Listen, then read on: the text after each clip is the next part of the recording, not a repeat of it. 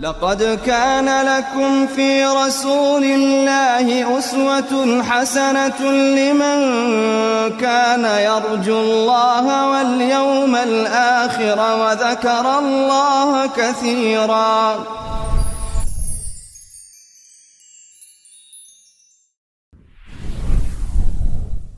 بسم الله الرحمن الرحيم. الحمد لله والصلاة والسلام على رسول الله. اللهم افتح لنا أبواب رحمتك وألحقنا بالصالحين.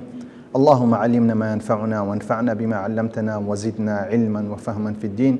اللهم اغفر لنا ولوالدينا وللمؤمنين يوم يقوم الحساب. خۆشەویستان لە بەرنامەیەکی نوێ بەرنامەی پێشەنگ بوون کام بەرنامەی 27مینە کە باس لە بەرنامەی پێش و لە 26دا باسی بەها ئەزمونیەکانمان کرد. یەک لە بەها ئەزمونیەکانمان باس کرد ئەویش گوتمان باسمان کرد کە پێویستە کەسێکی پێشەنگ کە ئەو کەسێ دەهوێت ببێتە پێشەنگێکی چاکون هەروەها ناوبانگێکی تەواو هەبی پێویستە خۆشەویستی لە بۆ زانست و زانیاری هەبی هەروە باسی ئەومان کرد کە فضوڵی علمی هەبی. لەم بەرنامەیەدا باسی دووەم بەها دەکەین کە دووەم قیەم کە پێویستە کەسێکی پێشەنگ دەستی پێ بگرێ بۆ ئەوەی ئەزموندار بێ بۆ ئەوەی ئەزمونێکی جوان دروست بکە بۆ ئەوەی کەسێکی شارەزا بێ ئەویش بریتێرەوەی فێربوون لە هەڵەکە کە ئەگەر بێت و تەمەشا بکەین مرۆڤ بە هەڵە بەستراوە. یعنی کاتێک باسی صیفەتی مرۆڤ دەکەین هەلە بنەڕەتدا کە کاتێک ئینسان خوای پەروەردگار دروستی کردووە کەوا دروست کردووە کە هەڵە بکە. بۆیە كل بني آدم خطاء هەموو بني ئادەمێک پێغەمبەر صلی الله عليه وسلم ئەفەرمووی کە هەڵە دەکە هەموو بني ئادەمێک کە هەڵە دەکە وخير الخطائين التوابون. هەروە بەڵام باشترین ئەو کەسانێک کە هەڵە دەکەن باشترین خەطائین چاکترین خەتا کە ئەو کەسەی هەڵە دەکە التوابون. کەواتە ئێمە وەکو مرۆڤ بوون وەکو مرۆڤ هەڵە دەکەین بەڵام ئەم هەڵانە کە خوای پەروەردگار بە ئێمەی بەخشیوە بەڕاستی کە عسى أن تكرهوا شيئا وهو خير لكم. زۆر جار بە ئینسان هەڵە دەکات بەڵام لەو هەڵەیە بەڕاستی خێرێکی گەورە تێدا کە ئینسانەکە لەوانەیە ببتە هۆی ئەوەی ڕێڕەوی ژیانی بگۆڕێ ڕێڕەوی ژیانی بگۆڕێت. چەندەها ئێستا نمونە باز دەکەین کە لە سەرئەنجامی هەڵەیەکیان کردیا لەو هەڵەیە لە سەرئەنجامی زانیاریان نەبووە هەڵەیەکیان کردیان هەڵەیەکە هەڵەیەکی زماناوانی بووە هەڵەیەکی فەقی بۆ بوویتە هۆی ئەوە کەسە بچی لەو بارە بەڕاستی خۆی شارەزا بکات و کتێب بنووسی لەسەری کتێب بنووسی. ئەگەر بێت و تەمەشا ئادەم عەلەیهی سەلام بکەین کە خوای پەروەردگار کە باوکە ئادەمی خەڵق کرد و دروست کرد لە پاش ئەوەی کە لە بەهەشتی دانە لە پاش ئەوەی خوای پەروەردگار ئەمری پێکرد کە لەم دارە نزیک نەبتەوە لە پاش ئەمەی ئەم دارەی نزیک بووە کە فوسوسە لەهما الشەیطان کە شەیطان وەسوەسەی کرد لە پاش ئەوەی هەڵەکەی ئەنجامدا بەڵام لە هەڵەکەی چی کرد فتلقى آدم من ربه كلمات فتاب عليه. بێن لەوەی کە خوای پەروەردگار کە لێشی خۆش بوو لە هەڵەکەی خۆش بوو لە پاشەوەی کردیە چییە فتلقى آدم من ربه كلمات فتاب عليه. بۆیە خوای پەروەردگار چەندە کەلیماتی فێرە ئادەم کرد کە كلمات من ربه فتاب عليه إنه هو التواب الرحيم. خوای پەروەردگار لێ خۆش بوو کەواتە ئادەم عەلەیهی السەلام لەو هەڵەی کە ئەنجامیدا ڕاستەوخۆ سوودی لێوەرگرت کە سوودی لێوەرگرت بۆیە دەبینین جیاوازی نێوان ئادەم عەلەیهی السەلام هەروەها کە ئیبلیس شەیطان ئەوەیە کە ئیبلیس بەڕاستی لە هەڵەکەی خۆی سوود وەرنەگرت چونکە حوبی خۆشەویستی بۆ زانست نییە هەروەها فێریش نابی لە هەڵەکانی خۆی فێریش نابی لە هەڵەکانی خۆی کە خوای پەروەردگار ئەمری پێکرد کە سوز دەبا کە مەلایکەتەکان بەو شێوەی کە پرسیاریان لە ذاتی الله تعالى کرد کە خوای پەروەردگار لە پاشەوەی تا لا قالوا سبحانك لا علم لنا إلا ما علمتنا بەڵام ئیبلیس چی گوت كأنا خير منه خلقتني من نار وخلقته من طين. بۆیە دەبینی ئادەم لێرە تۆبەی کردیا هەڵەکەی خۆی چا کردەوە سوودی لە هەڵەکەی خۆی وەرگرت فێر بوو لە هەڵەکەی بەڵام ئیبلیس لە هەڵەکەی خۆی فێر نەبووە بەڵکو بەردەوام لە ڕێڕەوەکەی خۆی تەواوی لادایە. ئەگەر بێت تەمەشا موسى عەلەیهی السەلامیش بکەین کە خوای پەروەردگار باسی موسى دەکەین قال رب إني ظلمت نفسي فاغفر لي. کاتێک موسى ئەم کەسە دەکوژێ لە پاشەوەی پەشیمان دەبتەوە هەروەها دان بە هەڵەکەی خۆی دادەنێ خۆی ڕاست دەکات و فێر دەبێت لە هەڵەکەی خۆی کە ئەمزانە دان بە خۆی دابگرێ.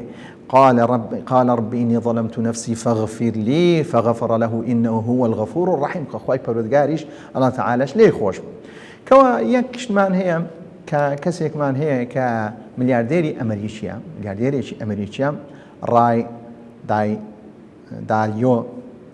ڕای دالیۆ کە لە 1949 لەدایک بووە کە یەک کە لە دەوڵەمەندەکانی ئەمریکا ككتابة هي مبادئ الحياة والعمل كباسي بنسينەکانی ژیان و کارکردن دەکات لەوێ باسی خۆی باسی هەڵەکان دەکات کە هەڵەکان چەند گرنگی هەیە لە بۆ ئەوەی کەسەکە پێی سەرکەوێ چەند نمونەمان هەیە لە بواری زانستی دەرێن هەندێک کەسمان هەیە کە اختیباری شتێکی کردی 1990 هەڵی کرد یەکجار ڕاستی کرد کە ئەو ڕاستە بۆ داهێنان سەرنجامی ئەو هەموو هەڵانەی کردیان 1999 هەڵی کرد لە پاشەوەی هەزارەمین بۆ داهێنانی دروست کرد ئایا ئێمە چۆن دەتوانین وەکو لەسەر ڕەئی ئەم زانایە ڕای دالیۆ کە چۆن دەتوانین سوود لە هەڵەکانی خۆما وەربگرین بۆیە باسی 6 خاڵ دەکا بەواسطەی ئەم 6 خاڵە دەتوانین سوود لە هەڵەکانی خۆما وەربگرین یەکەمیان بزانین یان کێشە بەهەمان شێوە ئەو بوارە ئەو 6 خاڵە لە بۆ ئەوش بەکاردین چۆن دەتوانین کێشەکانی خۆمان چارەسەر بکەین چۆن دەتوانین ئەو هەڵانە هەیتمان کە چارەسەریان بکەین یەکەمیان بزانی هەڵەکە لەکوێیە ئایا ئەو هەڵای کە ڕوویدایە هەڵەکە لەکوێیە شوێنەکەی بدۆزینەوە ئایا گەر بێت و دەستگایەکی گەورەت هەیە ئەو دەستگایە هەڵی تێدا دەبینین بابەتی هەڵی تێدا ئەنجام دەدرێت لەو کاتە بزانی لە کام بەش لەم بەشانە ئەم هەڵە ئەنجام دەدرێت یا گەر بێت و لە خودی خۆت هەڵەیەک تێ بزانێت ئەو هەڵە لە بۆچی دەگەڕێتەوە لەکوێ هەڵەکەت ئایا هەڵەکەت لە بابەتێکی کەسایەتی خۆتە تەبیعی خۆتە ئایا لە ڕووی دەرونیتە ئایا لە ڕووی ئیمانیتە لە ڕووی ڕەوەشتیتە شوێنەکەی بینیەوە بۆ ئەوی چارەسەر بکەیت یان ئەگەر بێت و کێشەی هەڵەیەکی کە بینی ژن و مێرد هەیە بزانی هەڵەیەکە لەکوێ ئایا هەڵەکە منم یان ئەوە یان کەسی سێمە بۆیە ئایا دووەم خاڵ کە پێت ئایا هاوشێوەی ئەو هەڵە لە ڕابردوو ڕوویدایە کاتێک هەڵەیەک ڕوودا بەگەڕێوە سەر ڕابردووی خۆت ئایا ئەو هەڵە ڕوویدایە لە ڕابردوو ئەگە بزانی ڕوویدایە لەوە کەواتە لێرە هەمان هەڵا بۆ دووبارە بوویتەوە ئایا بۆ چارەسەر نەکردیە لە پاشەوەی خاڵی سەیم هۆکاری ڕاستەوخۆ چییە بۆ ڕوودانی ئەم هەڵەیە سێم خاڵ کە پێویستە و بگەڕی لە هۆکارەکەی چونکە هیچ هەڵەیەک بەبێ هۆکار نییە کە کەسێک دەبینی کە کاتێک دەبینی کارێک دەکە هەڵەیەک دەکە بەرامبەر کەسێک هەڵەیەک دەکە ئەو هەڵەیە دەبی هۆکاری هەبی لەکوێیە هەروەها ئایا هەڵەکە کە لە ڕابردوو ڕوویدایە هەروە هەڵەکە هۆکارەکەی چییە لە پاشەوەی هۆکارەکانمان ئێستا هەڵەکەمان دۆزیەوە هەروە شوێنەکەشمان زانی لەکوێیە هەروەها هۆکارەکەشمان زانی ئێستا چارەسەری دەبینەوە ئەویش دەکەینە دوو خاڵ چارەسەرێکی کە مەودا نزیکمان هەیە چارەسەرێکی مەودا درێژمانێ بۆی دەتوانین چی بکەین بۆ چارەسەرکردنی خاڵی چارەم بۆ دەتوانین چی بکەین بۆ چارەسەرکردنی ئەم هەڵەیە لە ماوەیەکی نزیکدا چونکە زۆر جارێ بابەتەکە کە هەڵەیەەکە پێویستە و زوو کۆنتترۆلی بکەی و زوو بێ ڕاستەوخۆ بتوانی چارەسەری بکەیت هەروە خاڵی پێنجەم دەتوانین چی بکەین بۆ چارەسەرکردنی هەڵەکە لە مەودایەکی دوور و درێژ و هەروە استراتیژی کە زارشکە بتوانین کە هەڵەکەمان ئێستاکە لادا هەروە لە مەودایەکی دوور و درێژ بۆ ئەوەی ئەو هەڵەیە جارێکی دووبارە نەبتەوە هەروە خاڵی شەشەمیش بیرکردنەوە و دیاریکردنی ڕێگا چارێک بۆ دووبارە نەبوونەوەی ئەم هەڵەیە کەواتە ئەم شەش خاڵە کە باسی کردێ دەبتە هۆی ئەوەی بتوانین بەڕاستی سوود لە هەڵەکانی خۆماوەرگنی هەڵەکە لەکوێیە ئایا هەڵە هیچ جاریدی ڕوویدایە لە پاشەوەی چارەسەرەکەی هۆکارەکەی بدۆزین و لەوای چارەسەرێکی لە بۆ بدۆزین چارەسەرێکی مەودا نزیک و چارەسەرێکی مەودا درێژ و لە پاش ئەوەی بیر بکەینەوە بۆ ئەوەی جارێکی تر ئەم کارەتیە ئەم هەڵەیە ڕوونەدا ئەم شەش خاڵە دەتوانین گرنگی پێ بدەین هەروەدەین باسی چەند نمونەیەک دەکەین کە ئەم زانایانە لە هەڵەکانی خۆیاندا بەڕاستی سوودیان وەرگرتووە و توانیتیان لە ئەو هەڵانەی کە لە ژیانی خۆیان کردیا کە هەڵی زۆر بابڕین دوور بووە لە ئاینیش هەندێکیان بەڵام لە پاش ئەوەی لە هەڵەکەی خۆی گەیشتەوە بوویتە لەو پەڕی بێدێنی هاتە بوویتە ئەو پەڕی بەدێنی باسی فوضیلی کوڕی عیاض دەکەن رحمەتی خوای لێبی کە ئیمامی ذەهەبی لە فی سیر ئەعلام النوبەلا کە باسی دەکا کە لەو کاتی باسی دەکە دیارە کە باسی دەکا کە باسی ژیانی دەکە سەرەتا باز دەکە ڕێگر بووە کە ڕێگر بووە لە پاش ئەوەی کە ڕێگر بووە کە ڕێگریەکی خەڵکی زۆر لێ ترسایە و هەروەها شەونخوونی کردیە کە شەونخوونی زۆری کردیە کاتاکو بتوانانی بە شەوان ڕێگری لە خەڵک بکەوە هەروە بۆ شێپارەیان لێ بە بەڵام لەبەر ئەوەی تەنها کاتێک جێ لەم یەئنی الذین آمنوا تخشع قلوبهم لذکر الله تەنها ئاەتەی جێبیست دەبی لە پاش ئەوەی کە دەگەڕێتەوە لە پاش ئەوەی دەسێتە خانێک لە خانەکان کە دەمێنێتەوە جێی لەو کاروانسیانە دەبی لەو کەسانەی کە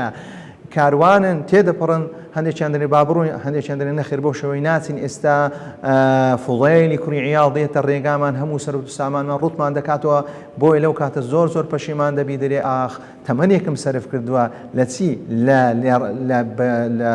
لەوەم سەرف کردکە لە مەعسیەتی خوای پەروەردگار ئێستا کاتی ئەوە هاتیە بگەڕێمەوە بۆ تاعاتی خوای پەروەردگار ئەو شەوانەی کە شەو نخوونیم دەکرد لە بۆ ئەوەی خەڵک تاڕام بکەم ئێستا شەو نخوونی دەکەم لە بۆ ئەوەی بەڕاستی تاعاتی خوای پەروەردگار بکەم هەروەها کە بووە کەسێکیە کە کەسێکی دیارونە ناو مسلمانان کەواتە ئەم هەڵەیە کە فوڵێل کردیتی کە بۆ هۆی ئەوەی بۆ ئەوەی ئەم هەڵەیە خۆی دان پێدانێ لە پاشەوەی گۆڕانکاریەکی تەواوی بە شێوەیەکی ئیجابی و بە شێوەیەکی ئەرێیی کە بڕیایدا و گۆڕانکاری بەسەرداهات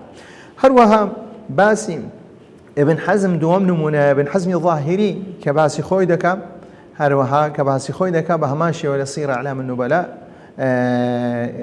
کە باس کرایە بە هەمان شەوە ئیمامی ذەهەبی باس کرایە لە باوکی ابن عربي دەجێتەوە أخبرنا أبو محمد بن حزم أنه سبب تعلمه الفقه باسي هوكاري أو إلى بس فقه فير بوا محمد كابن حزم ظاهر لو دري خون فير فقه كان يارا كاتيك تازية كبو مردية كبوا أو مردية كاتيك تشويت مزجوت راس أخو دانشتيا راس أخو كسيشي بيدنا هستا تحية المسجد بك تحية المسجد بك لباشوي كذا نسر قبر ميت كذا شارنو لباشوي دقرينو کاتێک دەگەڕێنەوە ڕاستەوخۆ ئەوزاری دادەنیشنە مزگەوتە دیسان کەسەکە درێ نوێژ بکە ئەوزاری دیسان کەسەکە درێ نوێژەکەی ببڕەوەرە دانیشە لە پاش ئەوەی بڕیار دەدا زۆر باسی لێ فانصەرەفت و وەقەد حەزینت دەرێ ئەمە ڕاستی شوێنەکەم بەجێهێشت و هەروەها تووشی حوزنێکی شەدیدیش بووم هەروەها دڵیشم تەنگ بوو هەروەها کە دڵتەنگ بووم لەبەر چ دڵتەنگ بوو لەبەر ئەوەی ئەم بابەتانە بۆ نازانی وقلت لأستاذي الذي رباني سؤال إمام مستاكي خوي كم إمام مستاكي هو التعليم الشعر أو بابتاني هم فير كرديان بلان بابتي فقه لو كاتي نيخوان وكباز دك أو كاتي دز بفقه دك 26 صالة 26 صالة ابن حزم ظاهري بلان لباشو يدري دلني على دار الفقيه كيقل دار فقيه كاني عبد الله كريبا دحون بوا كلو كاتي دري مالي فقيه مالي زانا عبد الله كوري دحون بيمشاندا دريتو ملاوي لباش أو 6 صال بردوام سيم كرديا بردوام كم تدريسي سيم كرديا تدريسي فقه كرديا بودا بين كتابي دانا كتابي محلاي دانا كذا بين تنها أو كتابة براسي كتابة فقه مقارنة هم مذهبكاي تدا هروا ترجيحاتي خوشي تدا أم بابته بو هوي أوي كلا حلقي خويتيا حلقي خويدا کە سوود وەرگری و هەروە بتوانانی سێ بەرەو پێش بچێت ئەم شەش خاڵی کە باسمان کرد کە ملیاردێرەکە باسی کردیە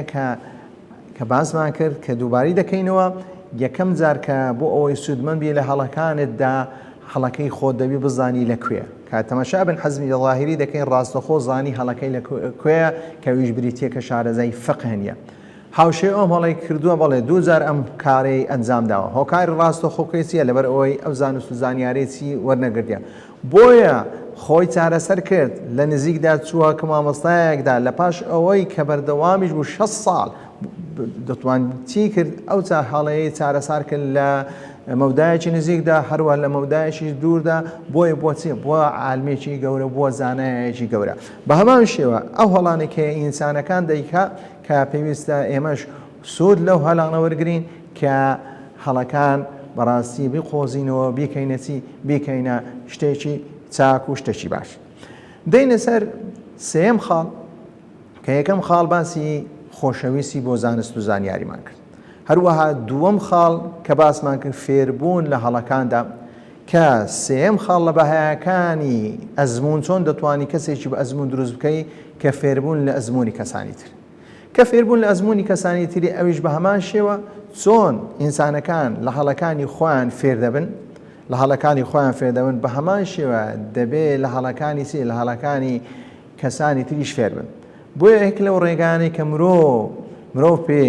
دەبێتە ئەزموندار و هەروە سوودە دەگەێت لە ئەزمون کەسانی تر کە ئەوش بریتە لەسەی لە ئەزمونی کەسانی تر و کە بێتە مەشام بکە لە قورئاندا بەڕاستی زۆر باسی ئەو بابەتەکرا هەروەکو خوای پەروەردگار کە کاتێک باسی سوورەتی یوسف دەکا لقد كان في قصصهم عبرة لأولي الألباب لە چیرۆکەکانی لە بەسەرهاتەکاندا ڕاستی چەندەها پند و ئەو بابەتیان تێدا بوو هەروەها کاتێک دەگەڕێنەوە كخواي پروردگار باسي فرعون دكا لسورة نازعات إن في ذلك لعبرة لمن يخشى راسي أوا پند لبو أو كسيتيا وكسيك لخواي پروردگار درسي كواتي أما بهوي أم أزموني كساني تر كدتواني السود ورقرين هروها كخواي پروردگار كاتيك باسي موسى عليه السلام دكا لسورة الشعراء باسي موسى عليه السلام دكا لقر فرعون هروا كاتيك باسي إبراهيم دكا هروا باسي نوح دكا هروا باسي هود دكا وباسي عاد دكا هروا باسي صالح دكا لقر قوم ثمود هروا باسي لوط دكا هروا باسي شعيب دكا لقى أصحابي أيكا رضا صلى الله صلاة إخوان لسربي إن في ذلك لآية